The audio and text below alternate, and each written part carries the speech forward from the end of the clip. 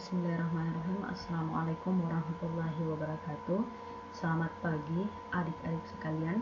Selamat datang kembali di kelas Fisika Dasar 2. Hari ini kita sudah memasuki minggu ke-9 perkuliahan. Dan setelah minggu lalu Anda sekalian mengikuti ujian tengah semester dan prosesnya dilakukan secara daring, begitupun dengan proses perkuliahan kita hari ini juga akan kita laksanakan secara daring. Perlu adik-adik ketahui bahwa meskipun proses pembelajaran kita tidak dilakukan secara langsung atau dengan tatap muka secara langsung, tapi harapan kita adalah esensi dari pembelajaran itu tetap dapat berjalan sebagaimana mestinya. Oke, hari ini kita akan masuk ke materi baru, yaitu medan magnet dan gaya magnet. Materi tentang medan magnet dan gaya magnet ini masih ada kaitannya dengan materi medan listrik dan gaya listrik yang sudah kita pelajari sebelumnya. Tapi bedanya di mana itu yang akan kita pelajari nantinya. Nah, sekarang kita akan masuk ke materi ini, tapi sebelumnya saya perlu sampaikan bahwa ada beberapa poin penting yang adik-adik harus kuasai setelah mengikuti pembelajaran itu, yaitu minimal adik-adik bisa menghitung gaya magnet, flux magnet, gerak partikel bermuatan dalam medan magnet, dan torsi magnet. Ini rencananya akan dilaksanakan selama 2 kali pertemuan.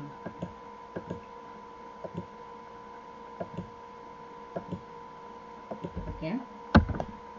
Nah, berbicara tentang magnet, maka yang umum atau sering kita dengar adalah fenomenanya. Ini beberapa contoh fenomena tentang gejala kemagnetan yang sering kita temui dalam kehidupan sehari-hari atau sering kita dengar dalam kehidupan sehari-hari. Misalnya adalah gejala aurora yang sering terjadi di daerah sekitar kutub, yaitu aurora australis dan aurora borealis. Ini biasanya yang australis ini biasanya terjadi di daerah dekat kutub selatan, sementara aurora borealis ini terjadi di dekat kutub utara. Peristiwa ini terjadi sebagai akibat dari interaksi partikel-partikel bermuatan dari matahari dengan medan magnet bumi. Kemudian ini penggunaan kompas yang sering digunakan untuk menentukan arah orientasi utara selatan geografis bumi, dan mungkin masih banyak fenomena lain, tapi ini 3 contoh fenomena yang kita sering temukan atau dengar mengenai kemagnetan di atas permukaan bumi. Oke, sekarang kita masuk ke istilah atau definisi definisi magnet. Pasti yang terlintas di kita adalah benda yang mampu menarik benda-benda di sekitarnya. Misalnya ini ada magnet menarik paku-paku ini. Kenapa bisa demikian? Karena magnet ini adalah suatu materi yang juga memiliki medan magnet. Oke, berbicara tentang magnet, ini berasal dari bahasa Yunani, yaitu magnetis litos, batu magnet yang ditemukan di daerah Magnesia. Jadi penamaan dari magnet ini sendiri tidak lepas dari di mana gejala kemagnetan ini pertama kali ditemukan. Oke, ada beberapa sifat magnet yang perlu kita tahu. Selain kemampuannya untuk menarik benda lain dari jarak tertentu, magnet itu juga punya yang namanya gaya magnet. Sama dengan medan listrik, punya yang namanya gaya listrik. Oke, gaya magnet ini kelebihannya adalah dapat menembus benda. Contohnya eksperimen ini mungkin pernah kita lakukan. Misalnya saya memasang serbuk besi di atas, menempatkan serbuk besi di atas kertas, kemudian di bawahnya saya letakkan magnet batang, maka serbuk besi tersebut akan terorientasi seperti ini, seolah-olah membentuk suatu garis-garis lengkung seperti ini, dan ada suatu tempat atau titik di mana serbuk besi itu akan mengumpul lebih banyak, dan ini umumnya terjadi di daerah-daerah kutub, yaitu kutub utara dan kutub selatan magnetik. Dan kita tahu bahwa magnet itu punya dua kutub, ya. Nah, karakteristik atau sifat lain dari magnet itu adalah kutub yang sejenis akan tolak menolak, sedangkan kutub yang berbeda akan di sini kutub sejenis akan tolak menolak, dan kutub yang berbeda akan tarik menarik. Di sini di sini bukan tolak menolak, tapi maksudnya adalah tarik menarik. Seperti ilustrasi ini. Ini ada dua magnet batang, ketika magnet batang utara dengan utara, di sini tulisannya north dengan north sama aja, didekatkan maka akan ada interaksi tolak menolak yang terjadi. Ini adik-adik kalau pernah pegang magnet batang ataupun magnet apapun ya, ketika yang dihadapkan itu adalah utara dengan utara, didekatkan dua magnet didekatkan, maka Anda akan merasakan secara langsung tolakan.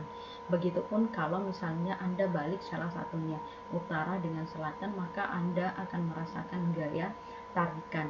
Selain itu, medan magnet akan membentuk garis gaya magnet seperti ini. Garis gaya magnet akan keluar dari kutub utara dan masuk ke kutub selatan. Waktu kita belajar medan listrik, ada muatan positif dan negatif, maka medan itu akan keluar dari arah positif dan masuk ke arah negatif. Jadi mirip penggambaran medan magnetnya. Oke. Nah, selain contoh tadi yaitu magnet batang, apakah masih ada jenis magnet lain? Ya tentu jawabannya banyak ya. Misalnya ini ada magnet ada magnet cincin, ada magnet ladam, ini magnet keping, kemudian ada magnet jarum yang biasa dipakai untuk kompas, dan ini ada magnet bumi yang juga membentuk kutub utara dan selatan. Dari mana magnet bumi ini muncul? Ini ada kaitannya dengan struktur internal bumi kita yang pada bagian inti dalam dan inti luar itu terjadi proses arus konveksi di dalam. Nah, proses arus konveksi di dalam inti bumi, dalam dan luar inilah sehingga menimbulkan yang namanya medan magnet. Oke, sebelum kita bahas tentang istilah medan magnet dan gaya magnet, alangkah baiknya kalau kita mengingat kembali konsep medan listrik, bahwa sebuah distribusi muatan listrik yang diam akan menghasilkan sebuah medan listrik E di dalam yang diam maupun bergerak, sebuah distribusi muatan listrik yang diam atau bergerak akan menghasilkan medan listrik E dalam ruang sekitarnya. Nah, medan listrik itu akan mengarahkan sebuah gaya yang besarnya kita tahu gaya listrik F sama dengan Q dikali dengan vektor E, dan setiap muatan lain yang ada di sekitar medan tersebut. Jadi ya kayak gini, misalnya ada suatu muatan, anggaplah muatan positif, maka muatan positif itu akan memancarkan garis medan keluar, dan ketika saya menempatkan muatan uji di sekitar medan itu atau di titik yang masih dipengaruhi oleh medan listrik, maka muatan ini akan mengalami yang namanya gaya listrik, tergantung seberapa kuat muatan uji ini dan seberapa kuat medan yang ditimbulkan oleh muatan sumber. Seperti ini. Misalnya kalau saya berbicara tentang medan listrik, maka sumbernya adalah muatan. Ketika muatan ini ada, maka muatan ini akan menghasilkan yang namanya medan listrik. Dan ketika ada muatan uji di sekitar medan listrik ini, maka timbul yang namanya gaya listrik. Oke. Nah, kita dapat menjelaskan konsep interaksi magnetik dengan cara yang serupa dengan konsep medan listrik. Sebuah muatan yang bergerak atau sebuah arus itu menghasilkan medan magnet dalam ruang sekitarnya. Medan magnet itu nanti akan mengarahkan sebuah gaya magnetik pada setiap muatan lain yang bergerak atau arus yang hadir di dalam medan itu. Jadi konsepnya kayak ini. Kalau ada uh, sumber medan magnet, maka di suatu area, kemudian ketika saya letakkan suatu muatan di dalam medan magnet tersebut, tapi dengan kecepatan tertentu, maka muatan ini akan mengalami gaya magnetik. Misalnya di sini ada garis-garis medan magnetik. Ketika saya meletakkan titik masih di sekitar garis-garis magnetik ini, maka muatan yang bergerak tersebut akan mengalami gaya magnetik. Tapi ada hal yang perlu kita garis bawahi di sini, perbedaan antara medan magnet dan medan listrik. Kalau di medan listrik, ketika ada muatan saya letakkan di dalam medan, muatan itu bergerak atau diam, maka dia akan mengalami yang namanya gaya listrik selama masih berada di dalam medan listrik. Tetapi kalau untuk konsep medan magnet, sebuah partikel bermuatan hanya akan mengalami gaya magnetik di dalam medan ketika muatan tersebut bergerak dengan kecepatan tertentu dan kecepatannya membentuk sudut terhadap sumber medan. Sudut di sini adalah tidak 180 derajat atau tidak dengan sudut 0. Syaratnya itu yang harus dipenuhi sehingga muatan yang bergerak tersebut mengalami yang namanya gaya magnetik. Oke, bagaimana karakteristik gaya magnetik yang dialami oleh partikel yang bergerak di dalam medan magnet adalah satu, gaya itu sebanding dengan besarnya muatan tersebut.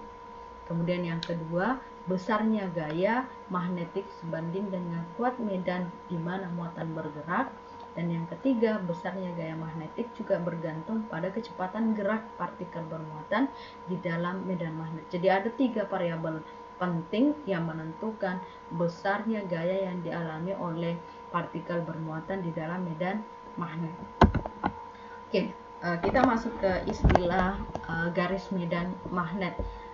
Di sini saya mengingatkan kembali tentang medan listrik. Misalnya di sini ada muatan positif dan di sini ada muatan negatif, maka representasi medan yang dihasilkan oleh muatan positif ini adalah berupa garis medan yang keluar dari sumber muatan, dan untuk muatan negatif representasi medannya itu adalah masuk menuju ke muatan negatif.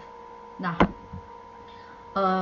sehingga jika keduanya saya dekatkan masih dalam pengaruh medan, misalnya muatan negatif berada dalam pengaruh medan muatan positif atau sebaliknya, maka terjadi yang namanya interaksi dipol listrik. Nah, kalau di medan magnet juga demikian, ada namanya kutub utara dan ada kutub selatan. Garis medan magnet ini direpresentasikan juga dalam bentuk garis medan magnet seperti ini, keluar dari kutub utara dan masuk ke kutub selatan. Dan ini perlu Anda ingat, garis ini nggak pernah putus ya, masuk keluar masuk keluar. Oke, hubungannya dengan flux magnetik apa sih?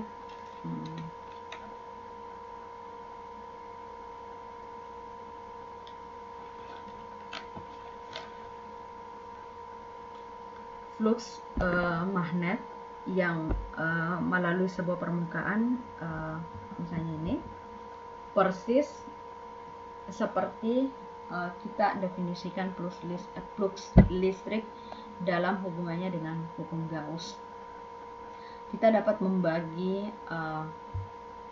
sembarang permukaan dengan luas dA misalnya, seperti pada gambar yang ada di sini.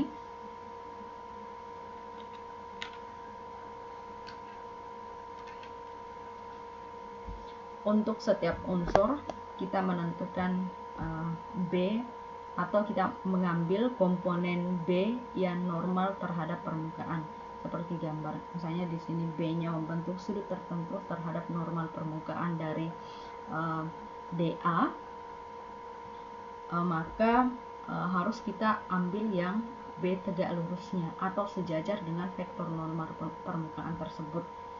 Sehingga kalau saya proyeksikan dari B ke sejajar atau tegak lurus dengan permukaan, menjadi B cos V. Sudutnya ini adalah V.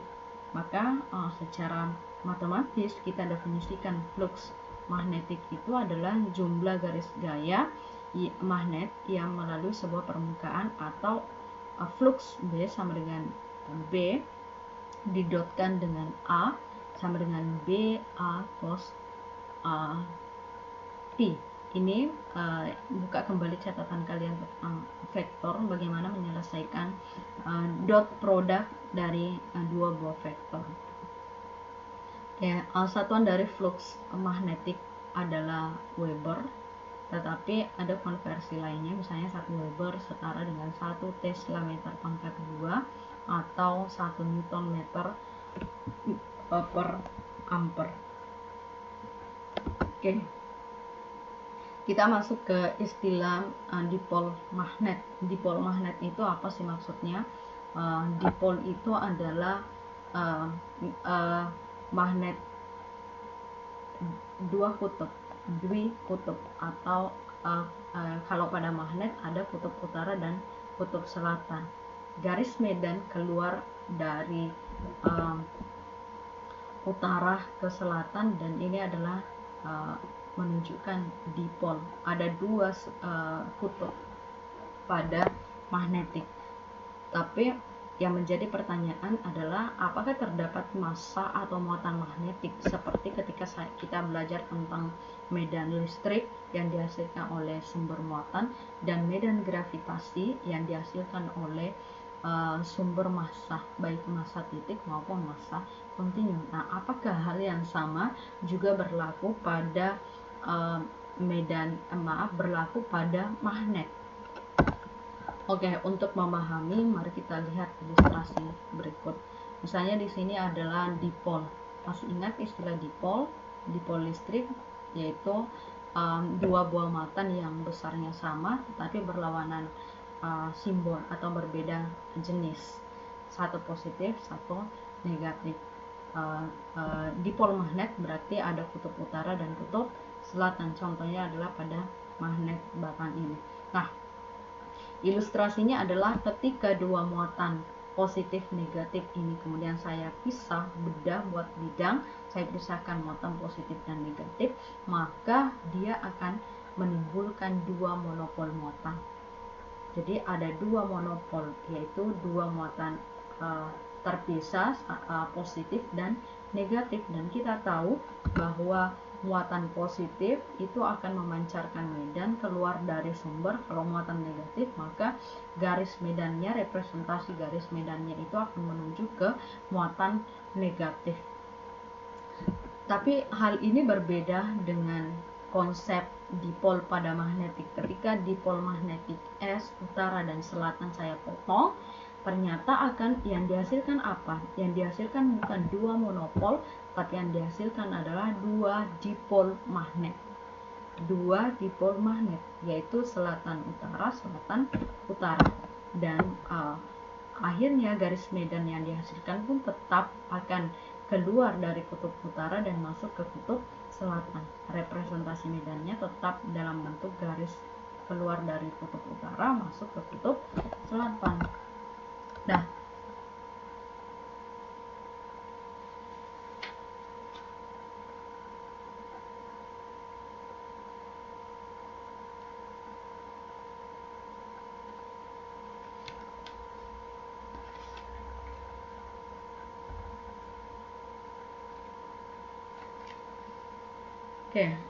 kita ingat kembali tentang konsep hukum Gauss.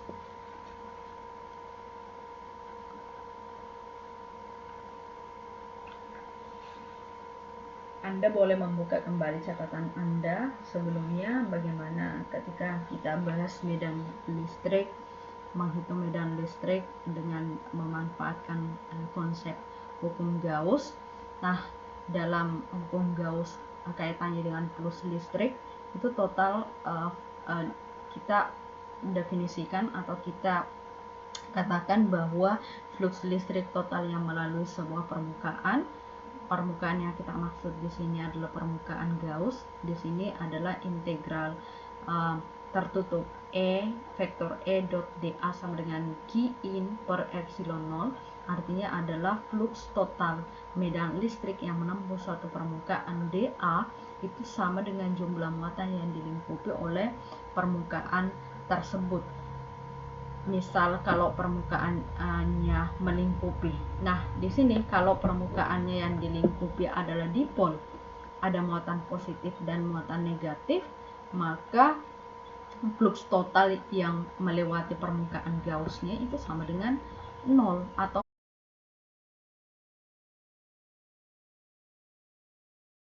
ini juga berlaku pada hukum Gauss magnetik, yaitu berkaitan dengan dipol magnet. Dan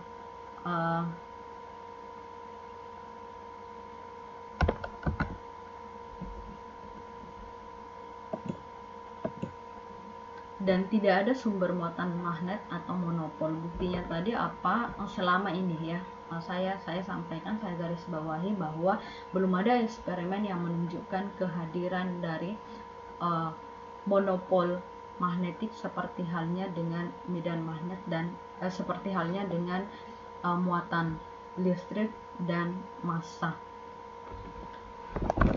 yang bisa berupa monopol.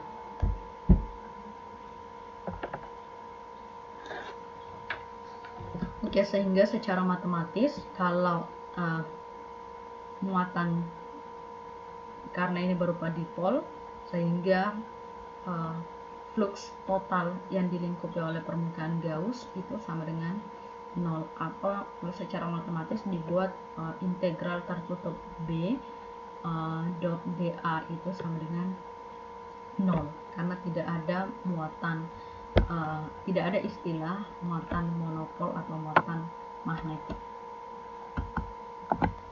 Oke, jadi pertanyaan tentang apakah terdapat massa atau muatan magnetik, jawabannya adalah tidak ada atau tidak ditemukan monopol magnet layaknya seperti medan listrik atau muatan dan medan gravitasi yang dihasilkan oleh sebuah massa. Oke, tadi ketika yang saya jelaskan sebelumnya itu adalah hal umum tentang medan magnet ya, tetapi yang menjadi pertanyaan atau yang mendasar adalah bagaimana interaksi medan magnet dengan muatan listrik yang bergerak ya.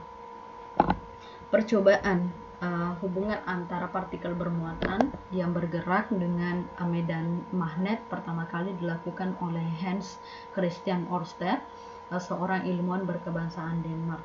Jadi penyelidikan yang dilakukan adalah menempatkan sebuah magnet jarum berupa kompas di dekat kawat berarus.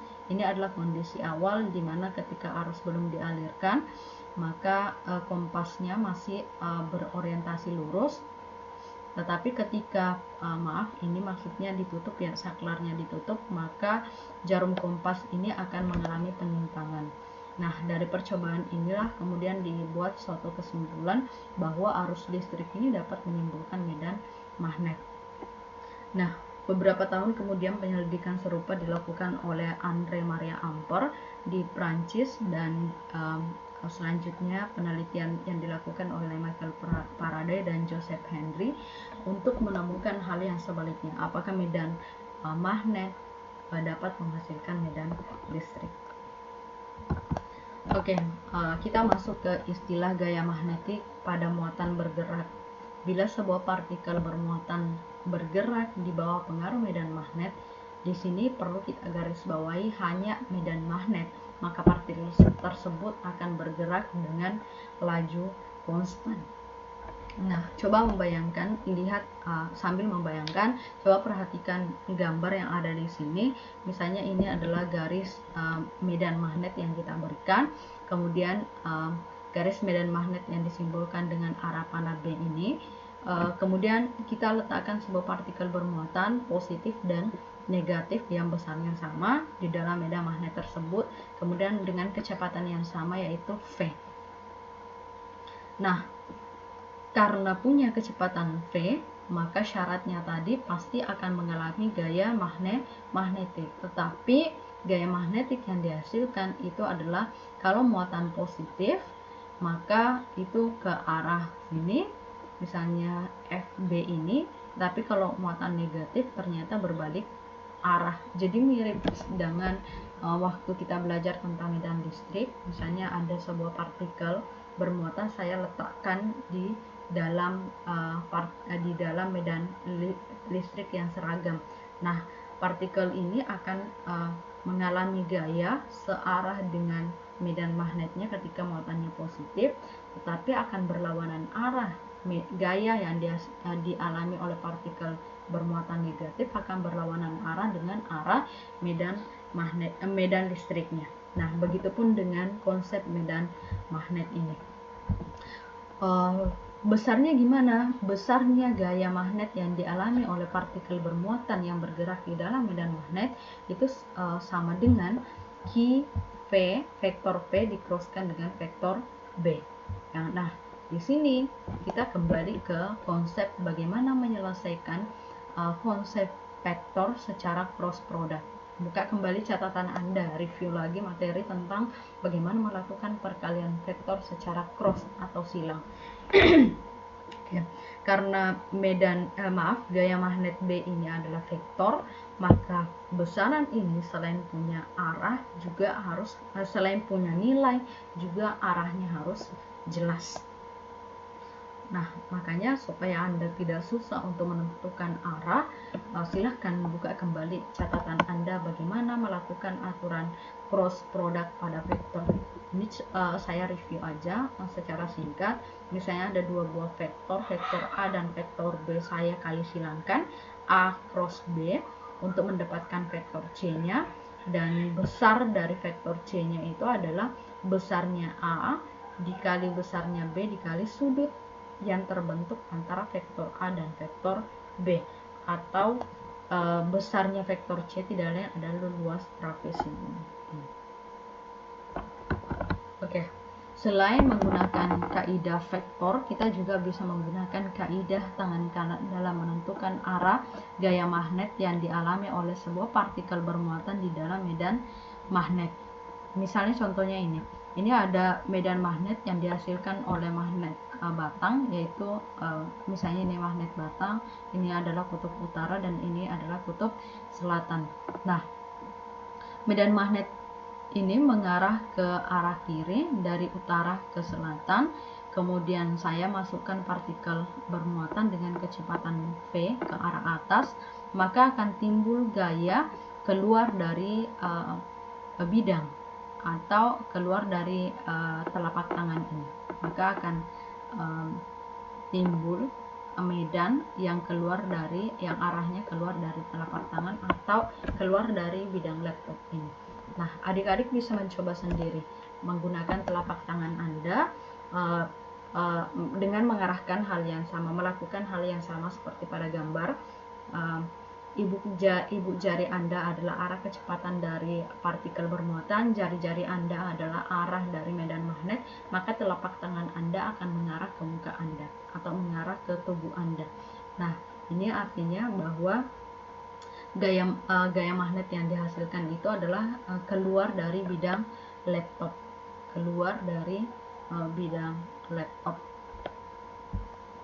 atau terserah, yang penting Anda pahami bahwa arahnya ini menghadap ke saya, arah dari medan magnetnya keluar dari bidang laptop atau mengarah ke muka Anda.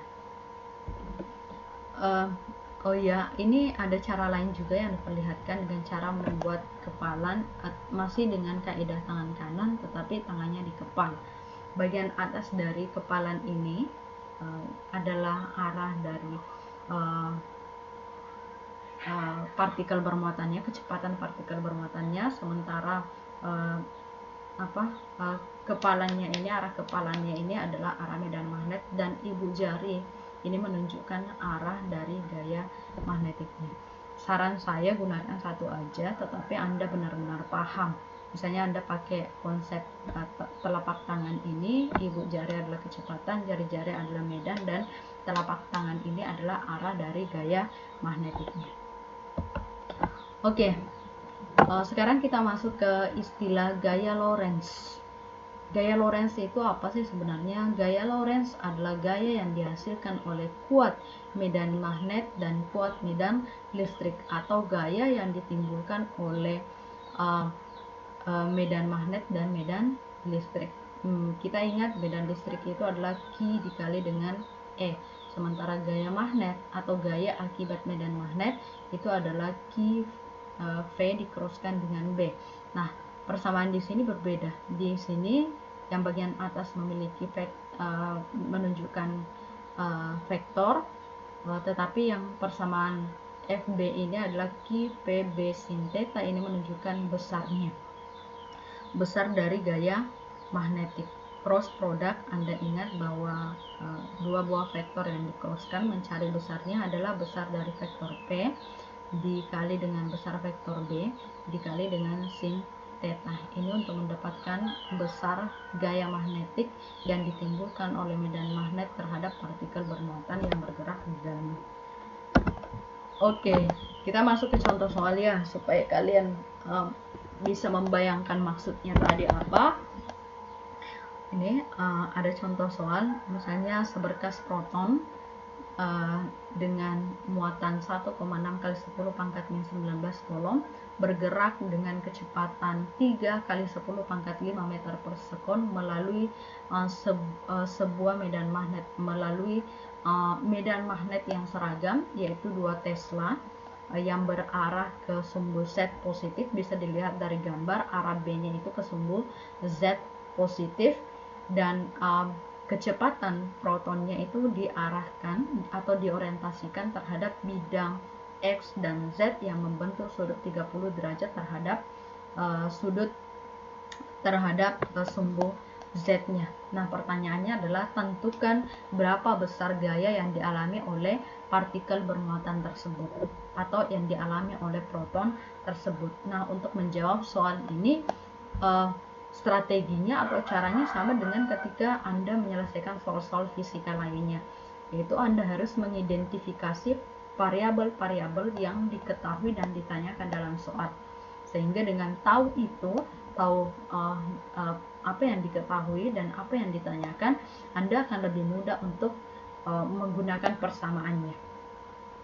Oke, yang di soal disebutkan tentang besarnya muatannya, yaitu 1,6 kali 10 pangkat min 19 kolom, kecepatannya 3 kali 10 pangkat 5 meter per sekon, dan sudut antara V dan B-nya itu adalah 30 derajat. Tetapi di sini B dan V merupakan sebuah vektor, berarti kita harus ikutkan unit vektornya. Masih ingat kalau untuk X itu pakai I topi, kalau untuk Z kita pakai K topi unit vektornya, dan untuk Y kita pakai J topi. Kalau negatifnya misalnya Z negatif berarti min K topi, dan seterusnya. Nah, di sini di B karena vektor berarti harus diikutkan B-nya, vektor B-nya sama dengan 2 Tesla ke arah K topi, atau kita ikutkan K topi di belakangnya. Sementara untuk kecepatannya, karena orientasinya ke bidang X dan Z, maka kecepatan punya komponen ke arah K dan punya komponen ke arah I. Oke, di sini solusinya bisa dilihat. Saya menggunakan dua konsep, yang mana yang lebih mudah Anda pahami. Boleh diselesaikan dengan menggunakan kaidah tangan kanan atau dengan menggunakan aturan vektor. Kalau saya menggunakan kaidah tangan kanan, Anda bisa mencoba dengan melakukan hal yang tadi. Arahkan ibu jari Anda searah dengan arah kecepatan, kemudian arahkan medan magnetnya berupa jari-jari Anda. Nah, sekarang perhatikan kemana arah telapak tangan Anda ke atas atau ke bawah. Oh, ternyata yang ditunjuk arahnya adalah ke bawah atau ke sumbu Y negatif. Nah, kalau sudah tahu arahnya, tinggal Anda menghitung besarnya. Kalau menghitung besar dari sebuah vektor atau dari perkalian sebuah vektor secara silang, maka Anda pakai atau gunakan Q sama dengan besarnya V dikali besarnya B dikali sin theta atau sin P, tergantung sudutnya pakai simbol apa. Nah, secara Anda tinggal hitung pakai kalkulator. 1,6 kali 10 pangkat min 19 Coulomb dikali 3,0 kali 10 pangkat 5 meter per sekon dikali 2 Tesla dikali sin 30 derajat. Nah, ingat ini semua satuannya harus ikut supaya di akhir kita dapat satuan yang benar. Oh iya, hasil hitungnya dengan menggunakan kalkulator kita dapat hasilnya adalah 4,8 kali 10 pangkat min 14 Newton. Ini besarnya, arahnya tadi adalah ke arah sumbu Y negatif. Atau kalau saya mau ikutkan pakai konsep vektor, ya udah nggak apa-apa. Maksud saya mau selesaikan dengan konsep vektor, nggak apa-apa. Anda harus ingat lagi bagaimana melakukan perkalian cross product. Misalnya I cross J dapat apa, K cross I hasilnya apa. Anda harus juga ingat-ingat kembali tentang materi vektor. Oke, coba kita selesaikan secara vektor. Vektor F sama dengan Q vektor P dicrosskan dengan vektor B. Q-nya karena bukan vektor, berarti saya keluarkan aja Q-nya, yaitu 1,6 kali 10 pangkat min 19 Coulomb. Tetapi V dan B ini adalah vektor, jadi Anda harus selesaikan dengan cara perkalian vektor. 3 kali 10 pangkat 5 meter per sekon itu punya komponen ke I dan punya komponen ke K. Kemudian 2 Tesla karena diarahkan pada sumbu Z untuk B-nya, maka dia punya komponen ke arah K. Supaya memudahkan saya menghitung, saya keluarkan nih yang variabel konstannya saya keluarkan, sementara yang vektornya ditunjukkan dengan unit vektor ini atau vektor satuan ini, maka saya kalikan secara vektor. Itu I dicrosskan dengan K itu adalah minus J. K dicrosskan dengan K itu adalah 0, sehingga yang tersisa adalah komponen ke J-nya. Tetapi karena minus, maka semua semua konstanta ini kita kalikan, dapat 4,8 kali 10 pangkat min 19 Newton.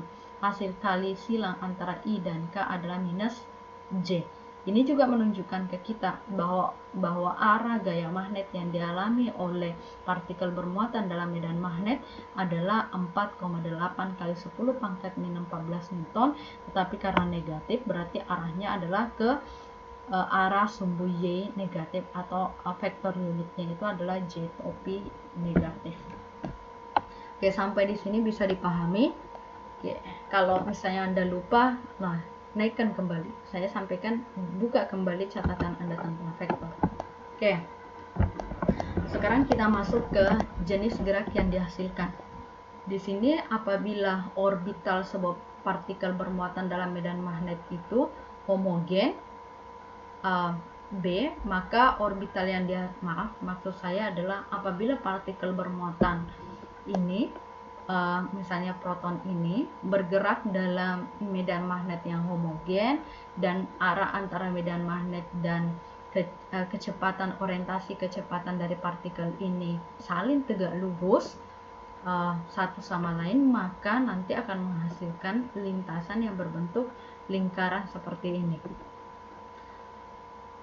Arah silang, tanda silang yang ada di gambar ini menunjukkan sebuah medan magnet homogen, bukan homogeni ya, maksudnya homogen yang diarahkan lurus ke dalam bidang atau masuk ke dalam bidang laptop. Kalau misalnya tadi menggunakan kaidah tangan kanan, maka jari-jari Anda buat masuk ke dalam bidang laptop ini, sementara kecepatannya yang mengikuti arah kecepatan yang ada di sini, dibuat saling tegak lurus. Nah, kalau arahnya sudah seperti ini, maka sebenarnya medan magnetnya itu gaya magnetnya itu Anda bisa tahu bahwa gaya magnetnya itu arahnya adalah ke pusat dari lingkaran ini. Nah, memperjelas aja kembali perbedaan simbol silang di gambar dan simbol titik. Kalau nanti Anda menemukan simbol titik, ini Anda harus ingat benar atau Anda harus ingat betul, karena ini menentukan nanti orientasi dari gaya magnetik yang dihasilkan. Kalau di titik, simbol titik seperti ini, maka menunjukkan arah medannya keluar bidang, karena yang kelihatan adalah kepala dari anak panahnya. Sementara kalau dia masuk bidang, yang kelihatan adalah ujung anak panahnya. Jadi kayak makanya dimiripin gitu, mirip dengan X, kemudian mirip dengan titik. Ingat ya, ini nggak boleh terlupakan. Kenapa? Karena mungkin nanti akan Anda menemukan soal-soal yang kita hanya bermain di simbol, kita hanya bermain di titik dan silang ini, tidak lagi disebutkan di soal bahwa arah medannya masuk. Anda harus ingat, Anda harus tahu bedanya kapan digunakan titik dan kapan digunakan silang seperti ini. Oke, bentuk yang dihasilkan tadi, gerak yang dihasilkan oleh partikel bermuatan di dalam medan listrik yang seragam, tadi adalah misalnya lingkaran, maka ada beberapa parameter yang bisa kita dapat atau yang bisa kita cari. Misalnya adalah saya pengen mencari berapa jari-jari lintasannya. Nah, cara mendapatkan ini kita berangkat dari gaya yang dihasilkan, gaya magnetik yang dihasilkan oleh keberadaan medan magnet dan gerak partikel di dalam medan magnet tersebut adalah gaya magnetik seperti tadi. Tapi karena ini membentuk lingkaran, maka syaratnya adalah harus saling tegak lurus. Berarti kalau vektor B dan vektor P saling tegak lurus, berarti mencari besarnya gaya tersebut adalah Q P B dikali sin theta. Tetanya 90 derajat, berarti tinggal Q, V, dan B. Karena sin 90 derajat sama dengan 1, sehingga parameter yang tersisa adalah Q, V, dan B. Nah, gaya magnetik yang dihasilkan ini ternyata sama dengan konsep gaya sentripetal, yaitu gaya yang mengarah, gaya yang dialami atau yang bekerja pada partikel atau pada benda yang bergerak melingkar, sehingga lintasannya bisa berbentuk lingkaran seperti ini, yaitu yang disebut sebagai gaya sentripetal. Ingat kembali konsep di waktu kita belajar kaitannya dengan dinamika gerak. Untuk gerak melingkar ada yang namanya gaya sentripetal. Besarnya gaya sentripetal itu adalah massa dikali dengan percepatan sentripetal atau M kali V kuadrat per R. V kuadrat per R ini adalah percepatan sentripetal. M sama dengan massa, ingat kembali hukum kedua Newton, M dikali dengan A. Nah, dari kedua persamaan ini kalau saya samakan, maka akan dapat R.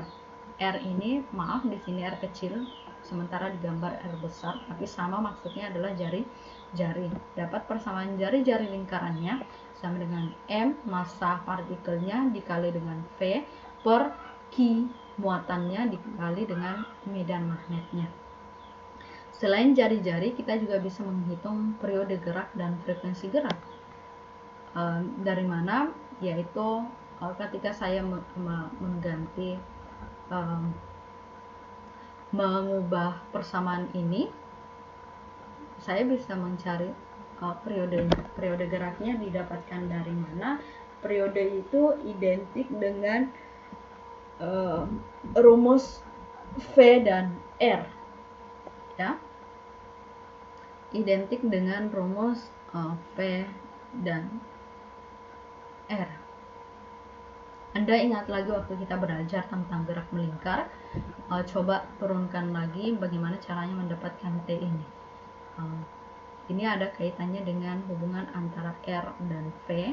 Nanti R dan V melahirkan yang namanya kecepatan sudut atau omega. Kemudian omega kita tahu 2pi dikali dengan 2pi per T. T ini adalah periode.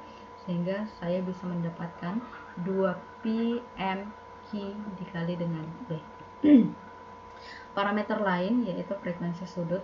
Saya bisa menghitung frekuensi sudut dari orbitalnya ini, yaitu V per R.